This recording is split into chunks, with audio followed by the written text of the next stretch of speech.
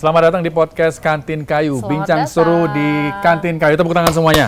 Kita kedatangan Senior Kantin Kayu kita nih di senior. Kantin Langsung Kayu. Kantin Kayu gitu. Mas Imam Wahyudi, Mas Diki Martian. Apa kabar Mas Imam? Baik, Mas Diki. alhamdulillah sehat. Kantin Kayu jadi inget masa lalu.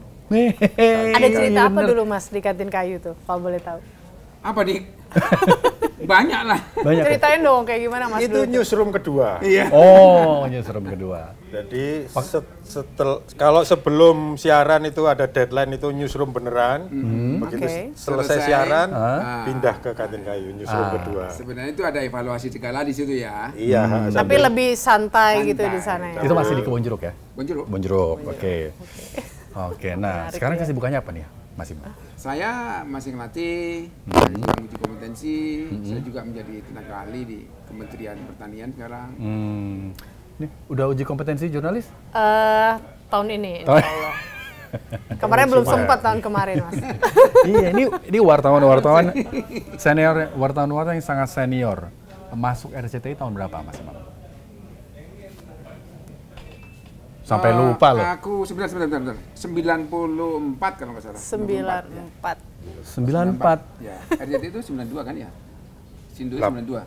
89. 89. 89. Ya, tapi Sindonya 94. Ya, 94. 94 ya? 90-an lah. Ya. Wow. Seputar Indonesia 90-an. Bareng sama Mas Diki juga Mas Diki? atau Enggak, siapa aku dulu? duluan. Tiki itu di Surabaya dulu. Bali, Oh. Bali. Bali ya? Bali ya? Oh, Biro Bali. Oh, Oh, Biro dari Bali Bali. ada ya dulu ya? Di bawah Sama Dulu Surabaya. ada- di bawah Surabaya? Stasiun besar itu stasiun utama Jakarta. Hah? Second station dulu di Surabaya. Aha.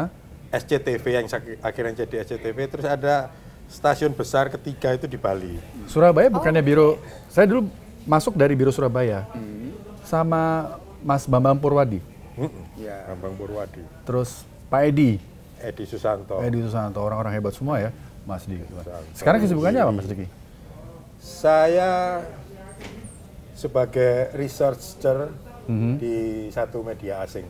Wes, Wih. mantap media asing. Masih aktif berarti sampai sekarang ya Mas Diki. Ngeri ya? Sama Memberi Mas Imam. masukan-masukan mana yang menarik untuk diliput, mana yang jangan diliput. Oh, gitu. Soalnya Ya. media asing kan perspektifnya kan beda. Ya.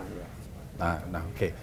Nah, bicara soal legend dari redaksi RCTI itu nggak lepas dari dua nama ini, Mas Imam, Mas Diki gitu ya. Kita masih banyak lagi. Masih banyak Masih lagi. banyak Cuman lagi. dua nama ini selalu kesebut tuh kalau cerita Iya, zaman dulu. Wah, Mas Imam, Mas Diki, Mas Imam, Bisa. Mas Banyak Diki gitu. musuhnya soalnya. Bisa diceritain nggak sih Mas Imam sama Mas Diki nih awal mula jadi jurnalis waktu di lapangan tuh gimana ceritanya bisa Apa dulu? Wait jadi dulu. jurnalis nih? Ya. Aku Dia lebih senior jadi dari wartawan saya tuh sejak di dunia 87 jurnalistik. sejak aku kuliah. Tuh. Oke. Jadi aku jadi wartawan jadi gini, aku dari kecil itu memang pingin jadi wartawan lah. Suka menulis gitu ya? Bukan suka nulis, kayaknya keren nih wartawan lah, Oke. berapa yang karena maksudnya aku kan suka baca gitu ya, Iya. baca. Nah, jadi kayaknya bisa bikin kayak gini gimana caranya gitu. Di Lumajang cuma ada satu wartawan namanya Pak Yunan Nasution. Jadi cuma satu. Saya nggak terlalu deket tapi rasanya di mataku itu keren banget. Nah, kemudian waktu aku kuliah kan milih jurusan publisik waktu itu juga jadi komunikasi. Begitu aku masuk aku milih eskulnya ya pers kampus. Pers Nah, langsung kemudian ya, baru tahun oke. sekitar tahun ketiga saya masuk ke pers profesional sambil kuliah. Aha. Nah dari situ kemudian waktu itu harian sore jadi di drill untuk nulis cepat. Kemudian tahun 90 saya pindah ke majalah Prospek baru didirikan waktu itu majalah ekonomi pecahan dari Tempo gitu. Kemudian tahun 94 itu saya pindah ke RCTI itu. RCTI. RCTI. Masuk Jadi memang dari awal saya memang di lapangan terus. Nah, waktu saya masuk di RCTI itu kan posisi saya apa dulu namanya sih? Asret ya. Asisten redaktur kalau misalnya hukum dan kriminal gitu. Oh, Hukrim. Hukrim Metro. Nah, setiap pitching apa namanya? Rapat perencanaan. Budgeting. Usulku itu nggak pernah diterima. Sementara aku di tempat lama itu aku kan sampai level di bawahnya Red Pel gitu kan. Kok iso aku utusan aku nggak diterima? Aku yang salah berarti nih gitu kan. Maka kemudian wah ini kan memang media yang baru. Mana saya datang ke Mas Sayadi waktu itu. Udah aku di lapangan aja. Sementara waktu itu kan orang kalau senior kan di belakang meja. Aku enggak, aku milih dia di perintah-perintah, disuruh datang pagi, disiksa sama editor. Nih editor banyak tukang siksa, kita nunggu gitu. Ya, asli. Jadi kita nunggu kan antri dulu kan, editornya roll sama gitu kan. Oh, masih alat-alat dulu kaset ya. petaken. Wah kan begini. Kasetnya masih ngeri, besar karena banget. bayangin kayak sekarang gitu. Wow, pulang malam, pagi lagi gitu macam-macam. Tapi aku menikmatinya sebagai sebuah proses belajar ya. Dari situ aku baru ngerasa, oh ini titik perbedaan antara audiovisual dengan teks. Teks cetak. Bayangkan kalau nggak belajar itu, aku mungkin nggak ngerti juga. Karena ini hanya bisa setelah dirasakan setelah masuk. Malah Gitu. tantangannya di lapangan ya Mas Imam. Iya, iya. Jadi Merasakan betul-betul, itu. oh di sini nih perbedaannya, macam-macam gitu. Iya. Makanya kemudian saya terdorong kan saya selalu mencoba selalu belajar lah gitu Iya. kan. Ya itu dah. Kalau Mas Diki dulu awal masuk RCTI langsung ini di dalam atau di luar? Dulu awalnya saya itu melamarnya ke SCTV. Oke. Oh, masih jadi satu ya? Masih jadi satu sebagai ojo guyu. Programmer komputer. Lo kok Oh, bisa dari situ dulu. dari program komputer terus tiba-tiba ke Tapi waktu redaksi? itu komputernya belum ada. Jadi nggak Sebentar. punya Di pekerjaan. tahun 91. Sembilan- Di hire, 91. di hire jadi programmer komputer Iya, programmer komputer untuk stasiun di Bali. di Bali, oke? Iya. Oh, oke. Jangankan Di Bali dulu. komputernya, gedungnya aja belum ada. Ah. Sampai tahun 91 kemudian Pak Yakob Rebong sama Mbak Sirigit Oh, bisa. mencari reporter seputar Indonesia di Bali. Ah. Oh, oke. Daftarlah sekitar 4, 5 atau 6 dites. Tes tahap pertama nggak ada yang lolos satupun. Tes lagi tahap kedua nggak ada yang lolos sampai 3 kali. Terakhir saya datang ke Surabaya, seberapa susah sih tesnya kok sampai nggak ada yang lolos. Penasaran ya Mas ya? Penasaran, saya ikut tes. Ya tes jurnalistik beneran. Mulai dari kepekaan jurnalistik, menulis segala macam. Tes. Iseng-iseng aja saya. Kok lolos? Kok lolos?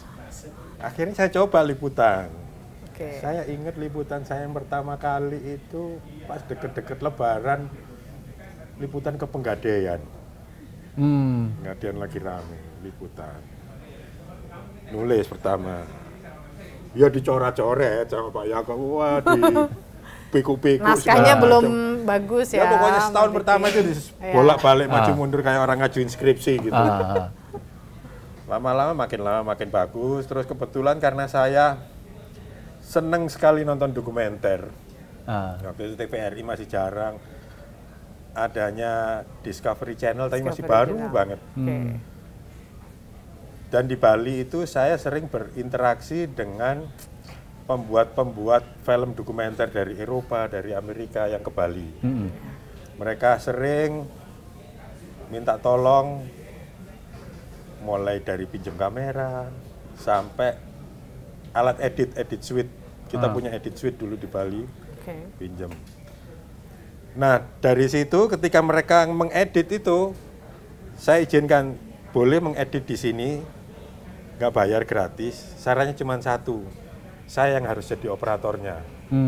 Jadi sambil jadi operator saya tanyain kenapa kok gambar ini bukan yang itu. Oke. Oh soalnya nanti begini, kenapa yang gambar itu bukan yang sebelumnya. Oh. Jadi dikasih nambah tahu pengetahuan lama-lama, ilmu juga ya Mas Diki ya. Oke. terasah. Curi-curi ilmu dari Iya, situ. curi ilmu dari Terasa makin lama sampai tahun 95 ditarik ke Jakarta, bertemulah dengan beliau ini. Wes, langsung klop ya ketemu di redaksi. Iya. Mantap gitu ya. Duo Kau legend. kayaknya cocok ini di jalanan. Di jalanan terus aja. Ya ampun. Jadi dulu Mas Imam Iya. nunjuk Mas Diki terus gitu. Reporter kan pengen sekali-sekali liputan yang wangi-wangi ber-AC gitu.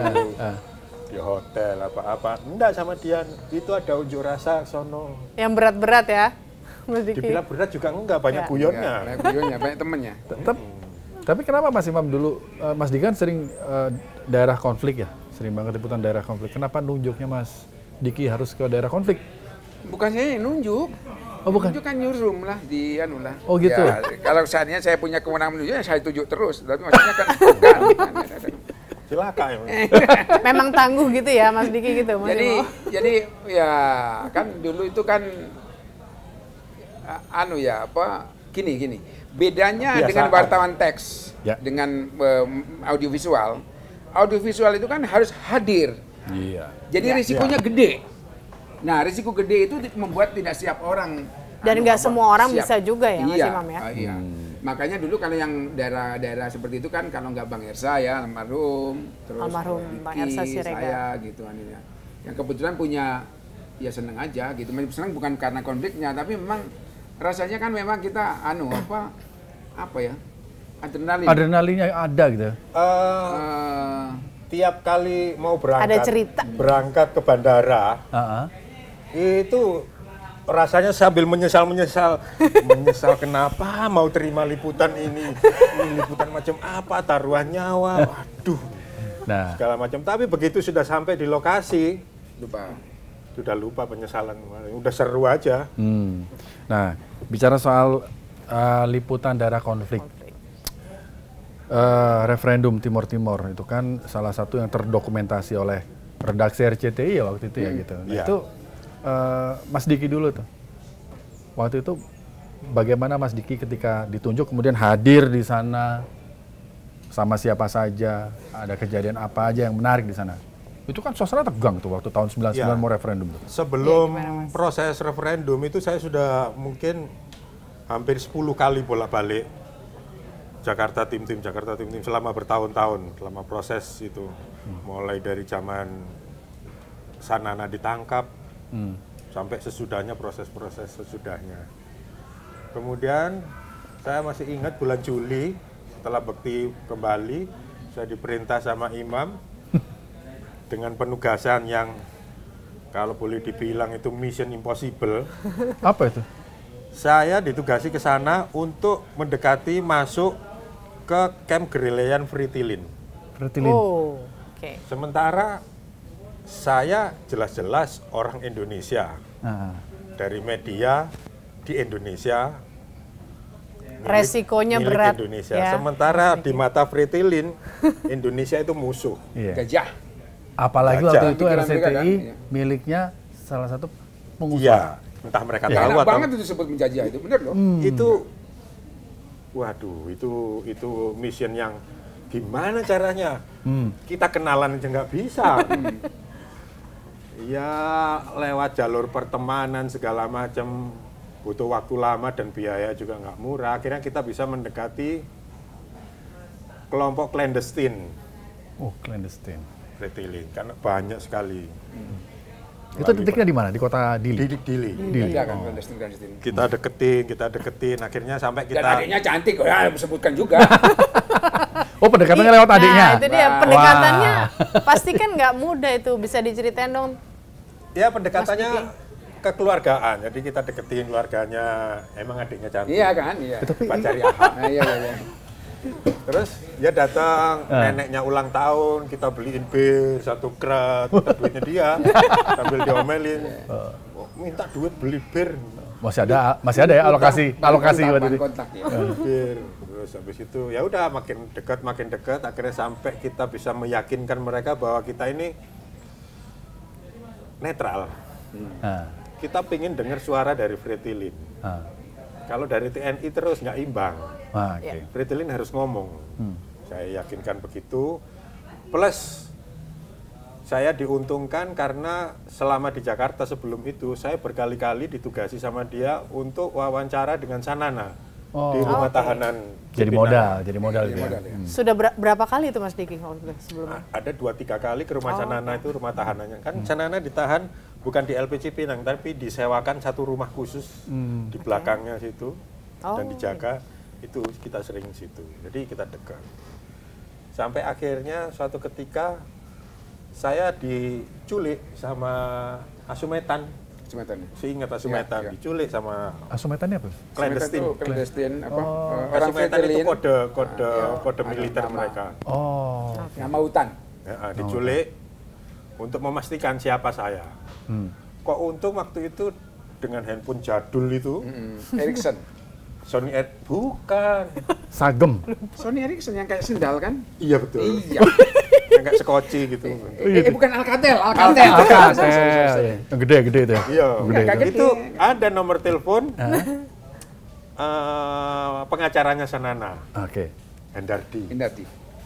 pengacaranya sana. Terus saya suruh telepon nih, ada nomor telepon, telepon. Mau ngecek, bener kenal Mbak nih gitu ya? Tanya ke komandante, dicek di telepon, ternyata benar. Ya sudah, semenjak itu saya diterima. Tapi dengan syarat bawa beras 1 truk, harus bawa beras 1 truk, bawa macam-macam. Itu kan kalau bawa beras 1 truk, Mas Diki, itu kan perlu uang. Ini Disupport sama redaksi waktu itu? dia yang bagian berantem sama finance, saya nggak mau tahu. Oh gitu? Pokoknya kalau mau diterima Fretilin harus ada beras 1 truk. Saya nggak ikat, kalau nggak salah dulu ngeluarin duit 1 juta. Ada lah. Saat itu ya Mas, 1 juta itu ya. banyak Besar banget, tahun sekali waktu 99 itu. 1 truk, berdua berangkatlah sama bawa truk itu. Perjalanan kira-kira 2 hari apa? 3 hari apa 2 hari? Itu region 1 ya? Bukan? Region bukan. 3. Region UN 1 ya. Un 1 ya. Lere. Lere. Berangkatlah ke sana dan ternyata di sana itu mereka welcome banget sama kita setelah kita jelasin. Dan untuk pertama kalinya sepanjang sejarah Fretilin itu untuk pertama kalinya mereka mau menerima orang Indonesia. Orang Indonesia diterima di campnya sana. Banyak dokumentasi yang Iya banyak, kita punya region 1, region 2, region 3, region 4. Itu sudah terbelah ya, ada pro kemerdekaan, pro integrasi itu udah. Udah. Ini ya? Oh sudah. Sudah. Tapi yang di region itu kan khusus Valentil. Valintil, jadi tentaranya Fretilin. Fretilin. Itu region yang paling ditakuti oleh TNI, yang belum pernah bisa ditembus. Makanya waktu itu sempat ada komplain ya kalau nggak salah dari Pangap ya, Pak Wiranto kalau nggak salah. Bagaimana saya bisa ada di situ? Itu Los Palos, daerah Los Palos. Sementara TNI nggak pernah tembus, pemerintah nggak pernah tembus, tiba-tiba RCTI ada di situ wawancara kayak sama teman lama gitu, sama Lere yang orang yang paling ditakuti. Kan jadi Panglima Angkatan Bersenjatanya. Itulah jurnalis ya Mas Rizky ya, Iya. ada pendekatan-pendekatan tertentu. Betul, ada cara-cara tertentu begitu ya. Hampir kalau bisa dibilang itu segala cara dipakai. Nah, saya perlu cerita dikit nih. Apa itu? Bahwa kita waktu itu, kita itu sewa mobil itu 3 biji ya, Dik ya? 3 mobil? 3 biji nggak ada yang bener. 3 mobil? Iya, jadi kan kita ini nih, kita kontrak rumah kan. Nah, kami tuh berdua, kita Dik ya, 2 tim ya. 2 tim, 4 Dua tim. orang. 4 orang. 4 orang. Nah, kita itu sewa mobil, dia sewa Jimny. Pokoknya kita sewa mobil itu ada 3.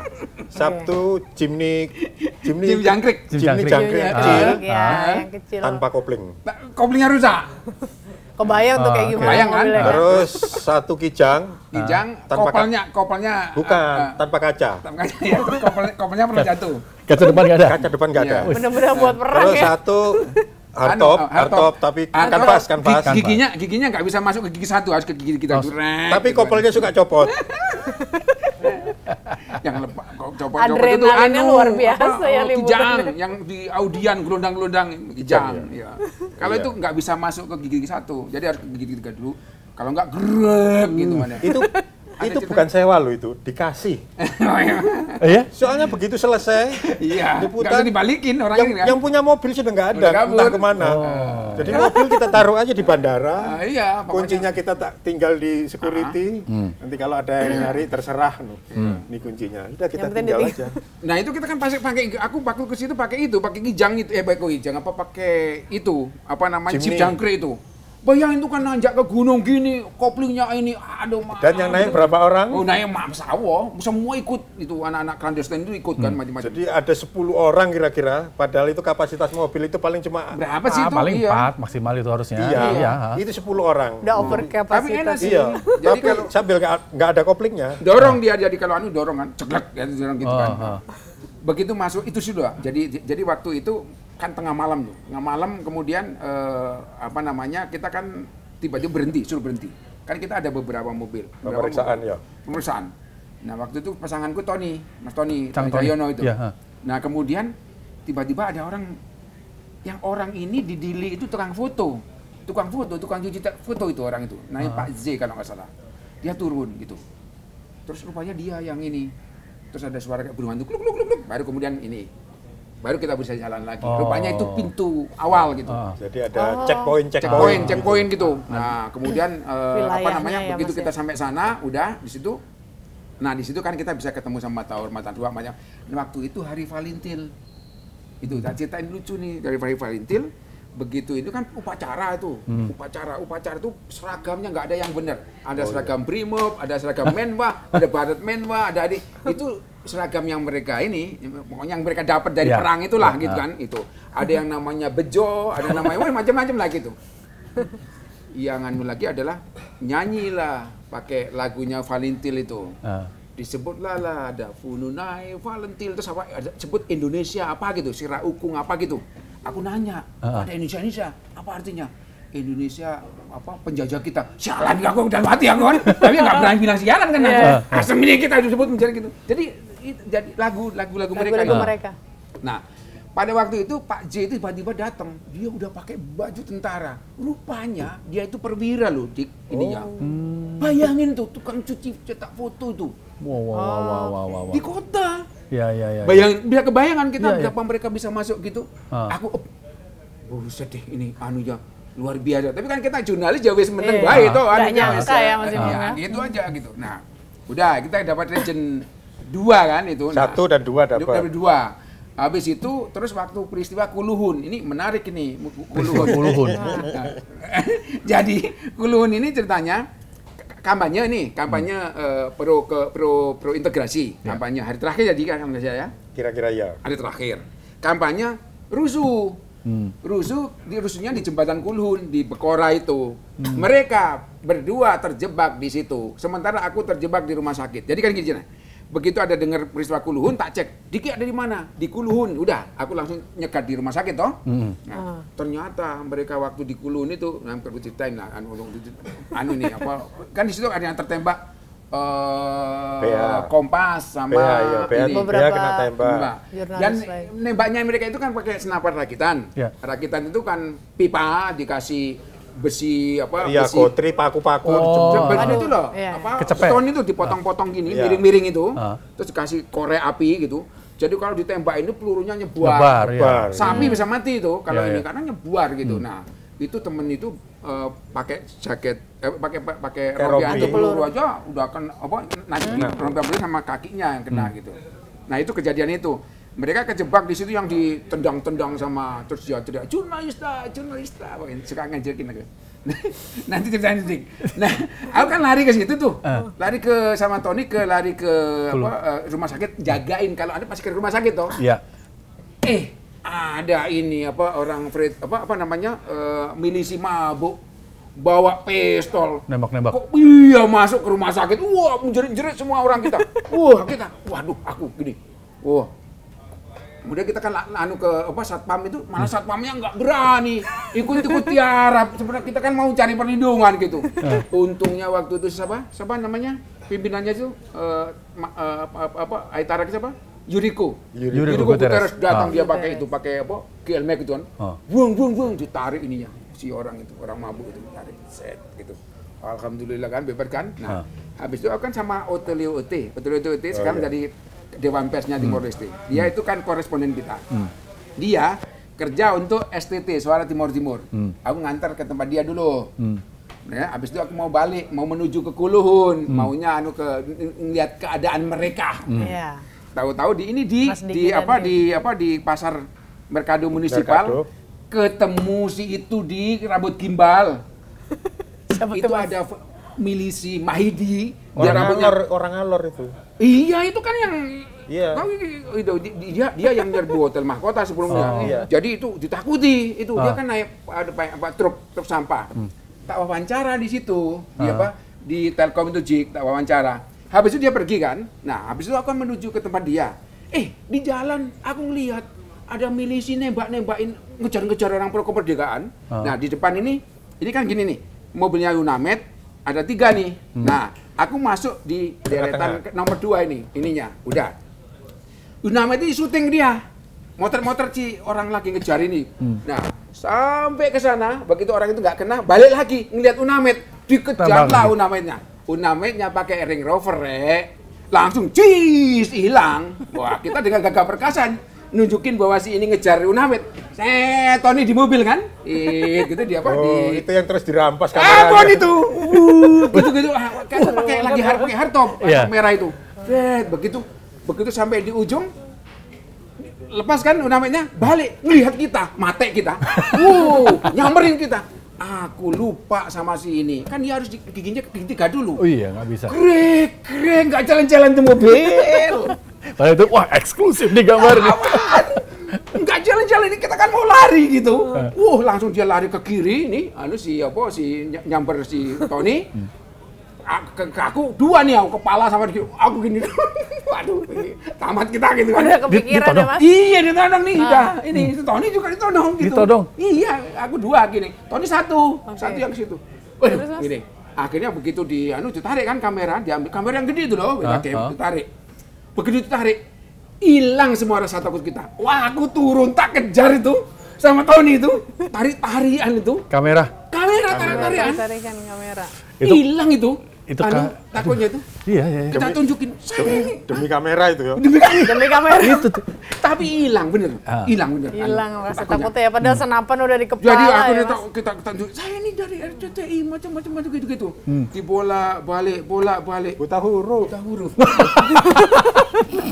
Percuma dong dikasih tahu ya. Gitu.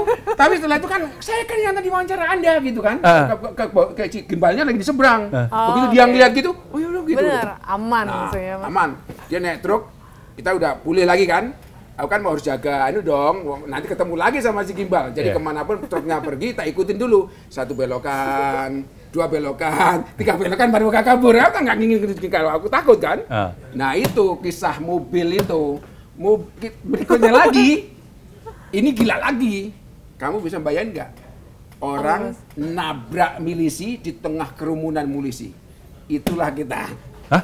Jadi Di tengah kerumunan? Asli. Berasa tamat aja ya Mas Imam. Bener. Itu yang sampai sadelnya copot itu. Asli, itu aku sama Aha tuh. Aha di sini nih kan kita mau ngejar misi apa namanya di patroli bersama.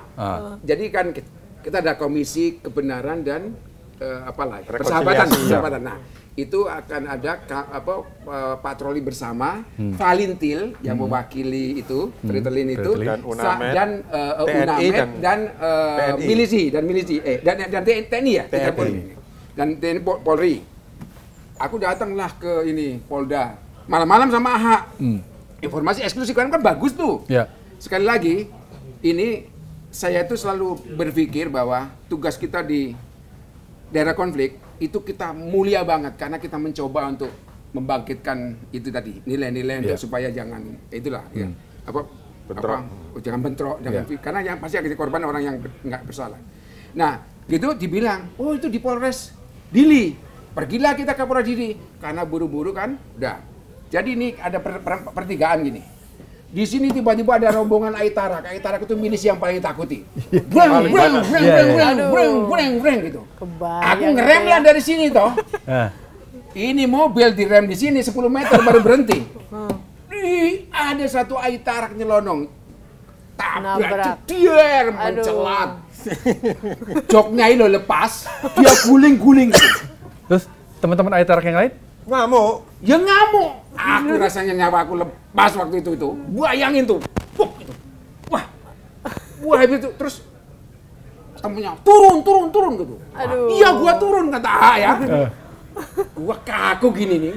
Si orang itu nih, rupanya ada komandannya. Nyamperin ke situ. Kau kenal sama Kenal. kita. Selamat lagi. Sudah. Jalan sudah. Alhamdulillah. Orangnya itu datang lari yang ada guling-guling itu. Nyamperin AHA. Gua pikir mau gamparin AHA. Enggak. Dia salaman minta ampun kayak sama. Itu ya Allah Tuhan itu benar-benar enggak sari. Jadi begitu aku sampai itu balik lagi kan ke sana nggak ada. Balik lagi ke Polda ketemu sama Danrem sama Kapolda. Tak ceritain itu. Kalian tuh benar-benar disayang Tuhan. Orang lain pasti lewat kalian. Iya. Apalagi udah di depan mata kayak gitu Mas Imam. Nah, yang ditabrak milisi lagi ya. Yang paling ditakutin lagi Mas. Gulung-gulung. Itu. Ya Allah. Itu ya pengalaman seru ya di sebagai jurnalis di tempat-tempat konflik gitu ya. Konflik. Kalau Mas Luar Diki yang biasa gini. paling seru, pernah juga katanya todong juga. Kelanjutannya ini tadi, yang di Kuluhun tadi. Kuluhun. Masih peristiwa. Yang di Oh, jembatan ini ya, sama. jembatan Masih Kuluhun. peristiwa. Ini versi saya sekarang. Jadi itu mau kelompok pro kemerdekaan itu sedang melakukan iring-iringan konvoi gitu. Tapi di daerah Kuluhun Milisi. oh ya milisi itu pro Indonesia, Pro integrasi. pro Integrasi. integrasi itu mau mengadakan keliling-keliling itu konvoi. Wah, anak-anak keliling. bocah Guterres ya. Nah Kuluhun, Baikora itu wilayah pro kemerdekaan. Oh. Jadi begitu mereka mau lewat sana sudah ada barikade kan, ditunggu di situ. Tapi nggak bentrok-bentrok, lama ini nunggu ini. Sana sudah siap-siap, wah mondar-mandir. Yang di sini yang pro kemerdekaan juga, wah yang badannya gede bawa panah itu, wah sudah. Siapa namanya badannya gede Pak. itu? John.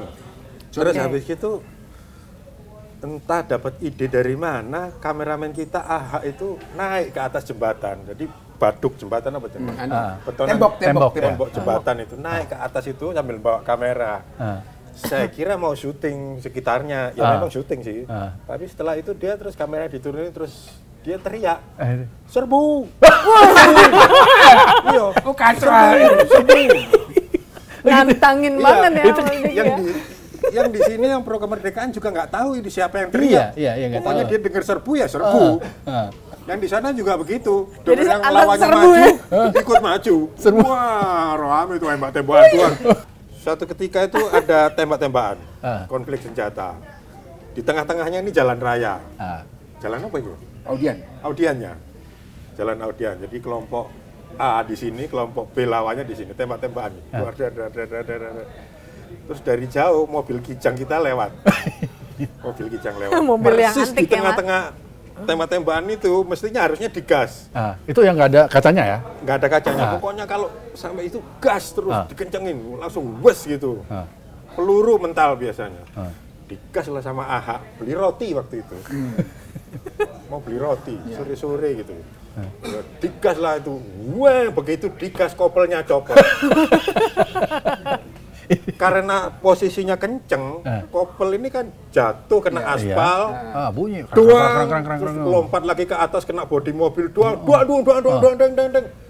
Suaranya lebih kenceng dari suara senjata. Nengok semua orang-orang. Kabur lah itu dua itu.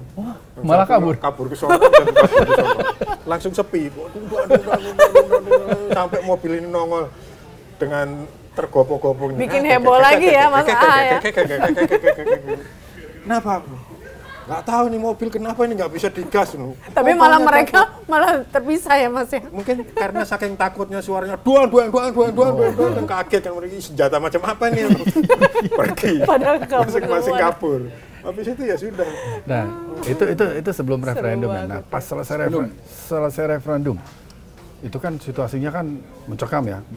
Banyak yang akhirnya harus bergerak ke Atambua. Ya. Gitu. Jurnalis waktu itu gimana? Masih di Dili.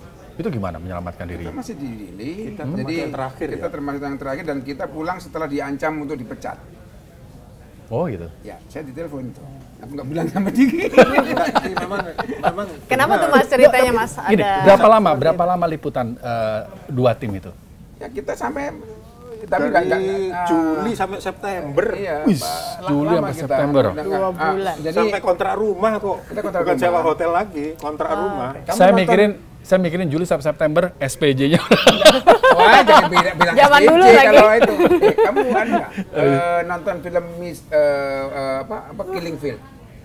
Ada adegan di mana Dit peran itu yang stringernya itu nggak bisa ikut itu, kemudian di depan kedutaan dia nggak bisa masuk karena dia orang Oh, iya. Kamboja, ingat Iya, nggak? ditinggal. Istrinya. Kami pernah dalam posisi seperti itu. Iya. Jadi gini, ceritanya ini kan setelah jajak pendapat kan rusuh. Ini wartawan-wartawan itu sewa, kan nggak ada pesawat. Ya. Sewa pesawat Wartawan itu sewa pesawat dari Darwin. dari Darwin. Kebetulan asing, Patungan. sewa.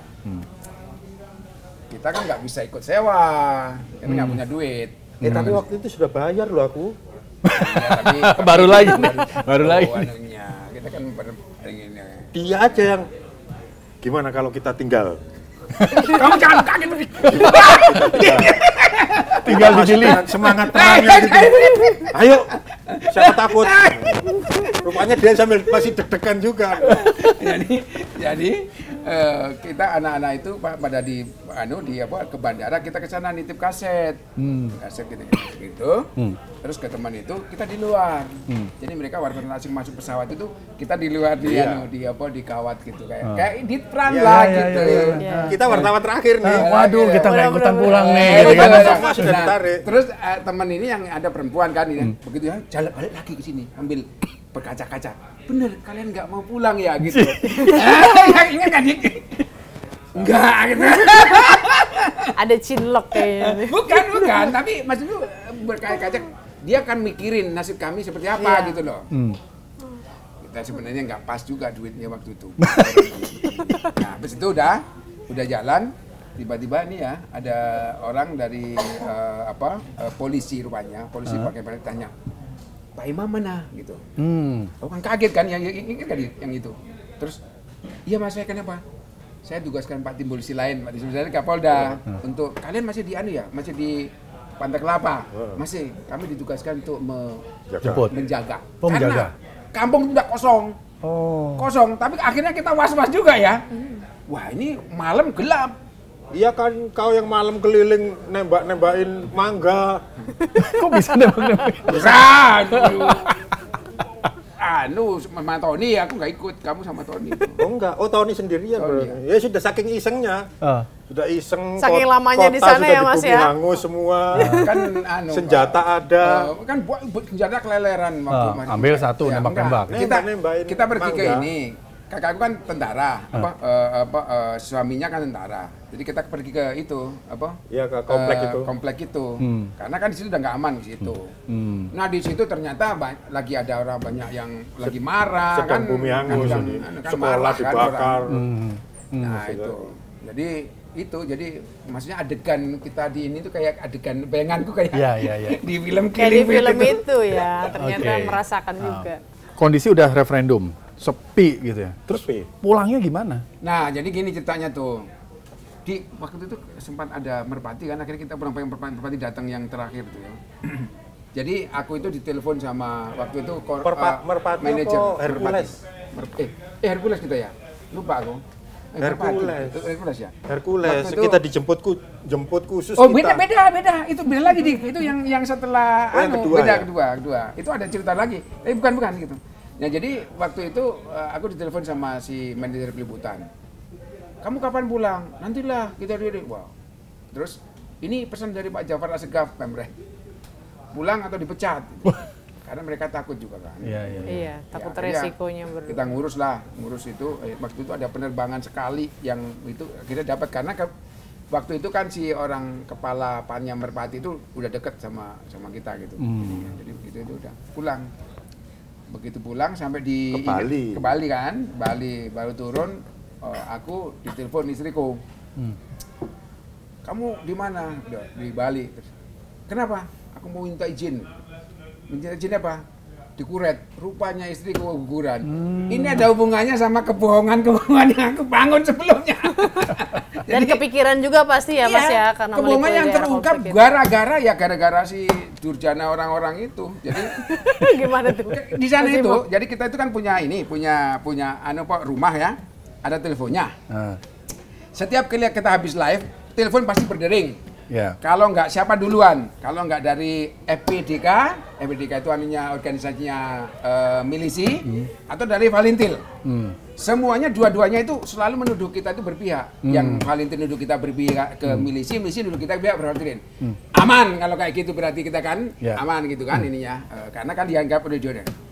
Tetapi ini ada telepon ini aku masih ingat itu malam-malam lagi habis live gitu malam-malam lagi ngamuk si milisi ini kan di dor yang kita lampu mati anjing bunyi telepon berdering. Tak pikir masih ada kaitannya dengan yang dua telepon tadi, ada yang telepon lagi.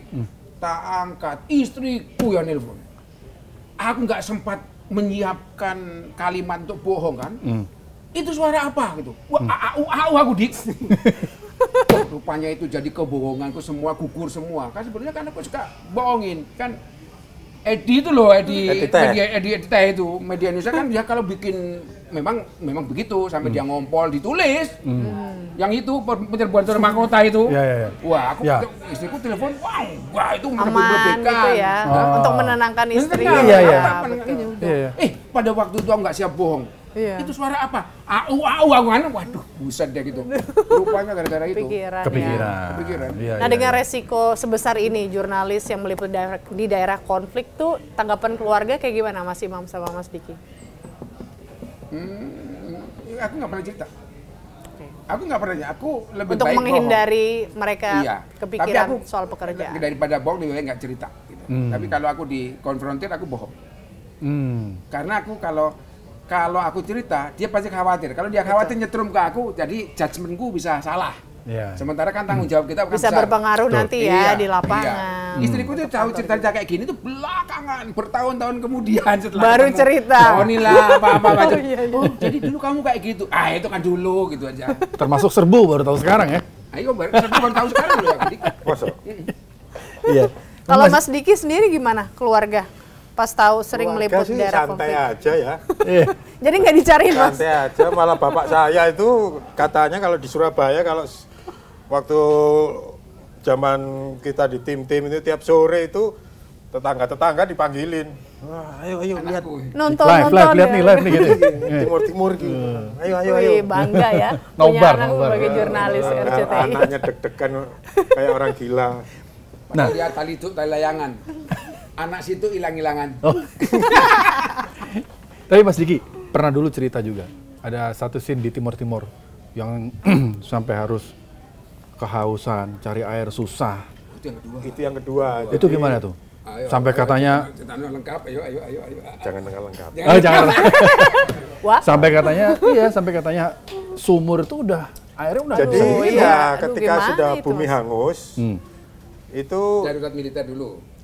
Ya darurat militer. Sambil TNI dan kelompok pro Indonesia meninggalkan Dili, mereka membakari fasilitas-fasilitas umum termasuk sumur itu dicemplungi kalau nggak mayat, kalau nggak gitu bangkai binatang atau apa supaya nggak bisa dipakai. Jadi sampai suatu ketika itu kita sudah nggak ada air sama sekali. Air itu jadi barang langka. Ada air dari Yunamed waktu itu, ditaruh di airport, dijaga tentara supaya orang nggak bisa ngambil.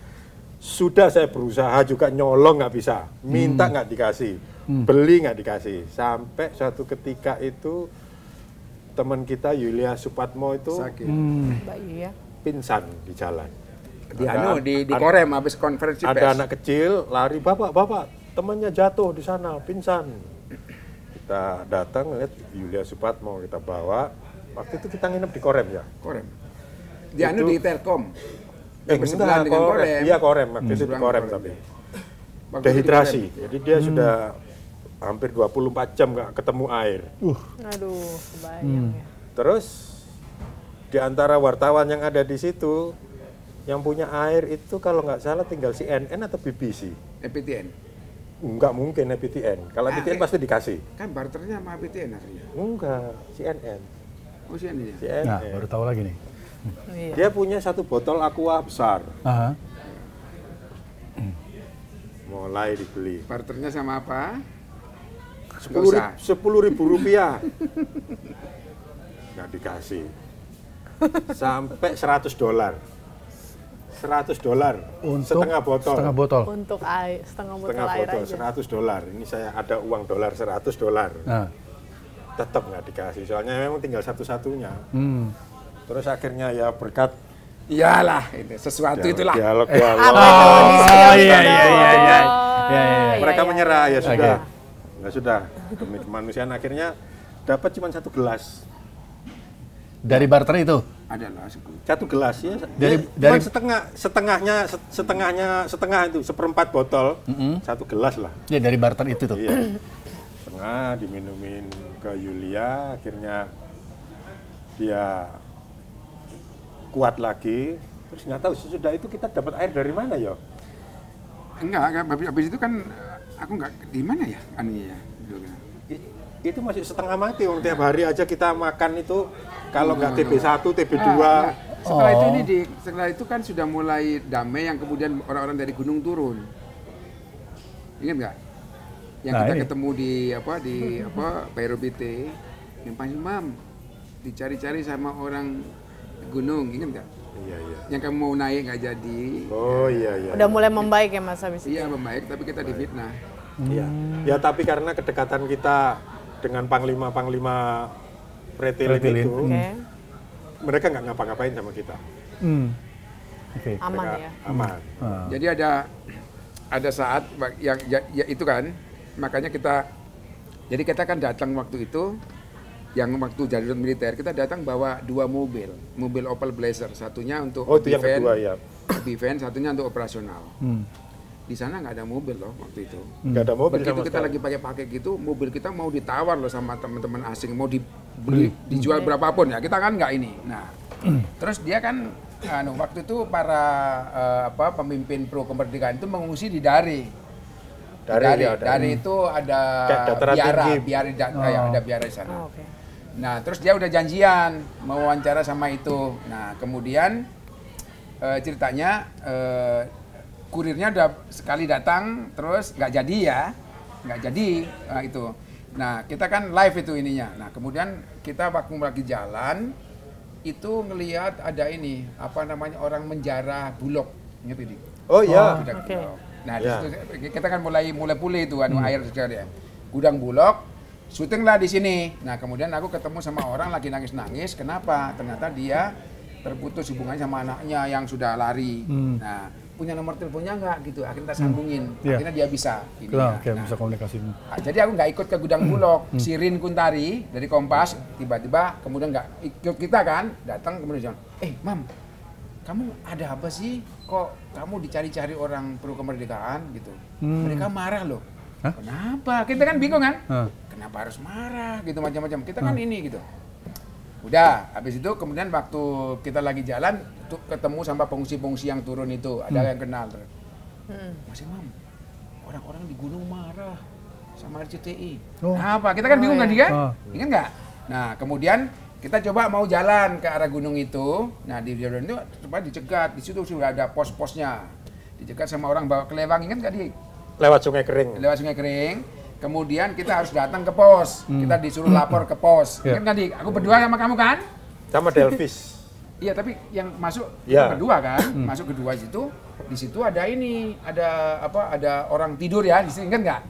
Nah, di luar itu ada valintil perempuan yang aku temuin di hutan yang waktu aku ketemu di markasnya itu. Jadi agak reda ininya, ketegangannya ada dia. Begitu di dalam, orang yang tiduran itu bangun, tahu kita, ingat nggak kita dimaki-maki? Iya. RCTI itu apalah, pokoknya kita kayak seolah-olah kita intel lah, macam-macam kita jelasin, tapi tetap aja begitu kita keluar. Akhirnya kita nggak usah ke gunung deh, lagi nggak bagus kan, ya kan? Balik. Temen si Mus Jaya balik dari pelabuhan.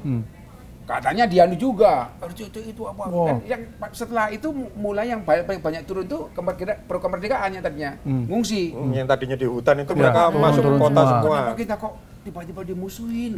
Nah, terus sudah ya begitu. Aku kan nggak tahu tuh. Nah, terus aku lagi jalan ke arah Korem. Ke arah Korem itu di situ lagi ada 2 perwira ngobrol. Iya tuh, RCTI ditarget gitu. Ditarget. Mereka nggak tahu kalau ada aku di belakangnya. Nah, aku kan langsung hubungin sama itu. Ngobrol gitu udah. Habis itu telepon sama Nino ya. Imam pulang sekarang juga. Ya itulah, ingat nggak? Yang aku dibilang sama si kru bilang, menyerah apa? Pokoknya aku dibilang menyerah lah gitu ininya.